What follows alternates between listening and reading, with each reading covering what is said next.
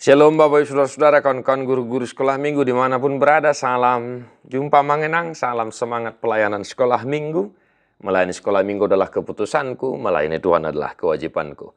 Kita sudah masuk di minggu Advent kedua Bapak Ibu Saudara, tanggal 10 Desember, jangan lupa hari Minggu, 2 lilin harus menyala dalam ibadah sekolah minggu kita. Mengenangnya jangan cuma di minggu siang lilin yang menyala, di minggu sekolah minggu juga harus menyala. Dan selamat mengarade. Mungkin sudah super duper sibuk persiapan perayaan Natal sekolah minggu kita. Jaga kesehatan dan tetaplah setia melayani. Dan mari mengenang setiap sermonnya Yesaya 40 ayat 1-11. Hiburkanlah umatku, demikian firman Allahmu. Tenangkanlah hati Yerusalem dan serukanlah kepadanya bahwa perhambaannya sudah berakhir, bahwa kesalahannya telah diampuni, sebab ia telah menerima hukuman dari tangan Tuhan 2 kali lipat karena segala dosanya. Ada suara yang berseru-seru, persiapkanlah di padang gurun jalan untuk Tuhan, luruskanlah di padang belantara jalan raya bagi Allah kita. Setiap lembah harus ditutup dan setiap gunung dan bukit diratakan. Tanah yang berbukit-bukit harus menjadi tanah yang rata dan tanah yang berlekuk-lekuk menjadi dataran. Maka kemuliaan Tuhan akan dinyatakan dan seluruh umat manusia akan melihatnya bersama-sama. Sungguh, Tuhan sendiri telah mengatakannya. Ada suara yang berkata, berserulah, jawabku, apa yang harus kuserukan? Seluruh umat manusia adalah seperti rumput dan semua semaraknya seperti bunga di padang. Rumput menjadi kering, bunga menjadi layu apabila Tuhan menghembusnya dengan nafasnya. Sesungguhnya lah bangsa itu seperti rumput. Rumput menjadi kering, bunga menjadi layu, tetapi firman Allah kita tetap untuk selama-lamanya. Hai Sion, pembawa kabar baik, naiklah ke atas gunung yang tinggi. Hai Yerusalem, pembawa kabar baik, nyaringkanlah suaramu kuat-kuat, nyaringkanlah suaramu, jangan takut. Katakanlah kepada kota-kota Yehuda, lihat, itu Allahmu. Lihat, itu Tuhan Allah. Ia datang dengan kekuatan dan dengan tangannya ia berkuasa. Lihat, mereka yang menjadi upah jerih payahnya ada bersama-sama dia, dan mereka yang diperolehnya berjalan di hadapannya. Seperti seorang gembala, ia menggembalakan kawanan ternaknya dan menghimpunkannya dengan tangannya. Anak-anak domba di pangkunya, induk-induk domba dituntunnya dengan hati-hati. Demikian firman Tuhan. 11 ayat mengenangnya agak lumayan panjang dan mungkin kita juga sedikit bergumul apa kira-kira yang mau kita tekankan kepada anak-anak sekolah minggu kita ya. Dan Bapak Ibu Saudara-saudara, di catatan saya sudah persiapkan ada 3 bagian besar struktur firman ini untuk kita khotbahkan kepada anak-anak sekolah minggu kita. Boleh nanti kita pilah-pilah mana yang mau kita sampaikan kepada orang besar, orang kecil, dan sebagainya. Bapak Ibu Saudara, ini adalah nubuatan, janji tentang kedatangan Sang Mesias. Siapa itu Sang Mesias? Yesus Kristus Juru Selamat kita. Amin. Nah, firman ini adalah janji tentang akan datangnya seorang Mesias yang akan memimpin umat Allah, yang akan menyelamatkan umat manusia. Nah, kita sudah masuk di minggu Advent kedua. Bapak Ibu, bagian pertama yang mau saya tekankan adalah mari kita mengajarkan kepada anak-anak sekolah minggu kita apa itu arti Advent. Nah, ini dia. Ayat 1-5 adalah bagian dari pemahaman tentang Advent. Advent penantian atau Adventus, Bapak Ibu Saudara-saudara. Nah, mulai dari ayat 1 sampai ayat 5 ini adalah penantian akan kedatangan Tuhan untuk menyatakan kemuliaannya. Ya.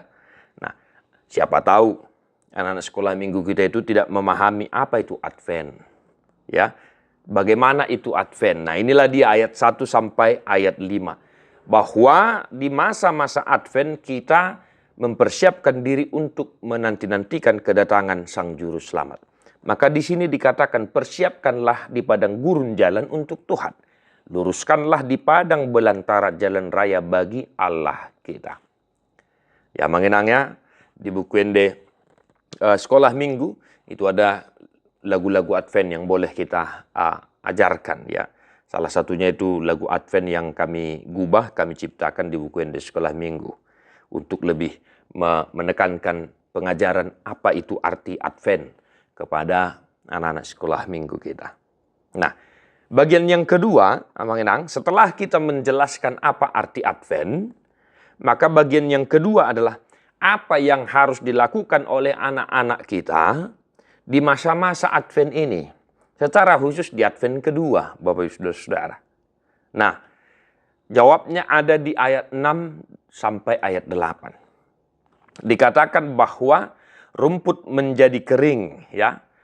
Sesungguhnya, ya, umat manusia itu seperti rumput, ya, akan layu pada masanya. Nah, ini artinya apa, Manginang? Ini mengingatkan kita siapa kita di hadapan Tuhan. Siapa kita umat manusia ini? Ini mengajarkan anak-anak kita siapa mereka di hadapan Tuhan, yang artinya lagi supaya anak-anak kita memahami bahwa di masa-masa Advent, karakter yang harus kita tonjolkan sesuai dengan firman Tuhan ini adalah kerendahan hati. Lawan katanya jangan sombong, ya. Jangan sombong karena manusia itu seperti rumput. Nah, mari Bapak Ibu Saudara, karakter kerendahan hati yang ditunjukkan oleh Yesus Kristus Tuhan kita itu harus kita doktrin kepada anak-anak sekolah minggu kita mulai dari anak-anak. Supaya nanti jangan mereka menjadi pribadi-pribadi yang sombong, yang tinggi hati. Molo dihita akan dewasa mungkin, ya. Kita sudah tahu kalau dikatakan manusia itu seperti rumput, itu artinya apa? Yang kaya bisa menjadi miskin, yang miskin bisa menjadi kaya. Ya. Nah, ini dia. Kita tekankan karakter kerendahan hati kepada anak-anak sekolah minggu kita. Itu adalah bagian dari masa-masa penantian Advent. Ya, mengenang ya. Nah, dan bagian yang ketiga Bapak Saudara-saudara, setelah kita menunjukkan kerendahan hati, setelah anak-anak kita menunjukkan kerendahan hatinya, maka Tuhan datang untuk menyatakan kemuliaannya. Bagaimana kedatangan Tuhan itu? Untuk apa Tuhan datang? Nah, jawabnya ada di ayat 9 sampai 11. Bahwa di sana dikatakan terlebih di ayat 10, lihat mereka yang menjadi upah jerih payahnya ada bersama-sama dia, dan mereka yang diperolehnya berjalan di hadapannya. Seperti seorang gembala, ia menggembalakan kawanan ternaknya dan menghimpunkannya dengan tangannya. Anak-anak domba di pangkunya, induk-induk domba dituntunnya dengan hati-hati. Bagaimana kedatangan Tuhan itu? Dia datang dengan penuh kemuliaan. Ya, dia datang dengan penuh kuasa dan kemuliaan. Dan untuk apa dia datang? Untuk menghimpun domba-dombanya, untuk membawa domba-dombanya, dan domba-dombanya itu berjalan di hadapan Tuhan itu. Itu artinya apa? Tuhan datang dengan penuh kemuliaan untuk menghimpun setiap orang-orang yang percaya kepadanya, supaya orang-orang itu bersama-sama dengan Tuhan itu sendiri dan mereka berjalan di hadapan Tuhan.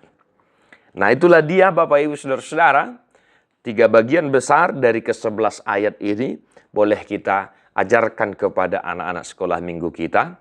Kembangkanlah Amanginang sesuai dengan SDM anak-anak kita. Tadi saya sudah katakan boleh pilih bagian mana.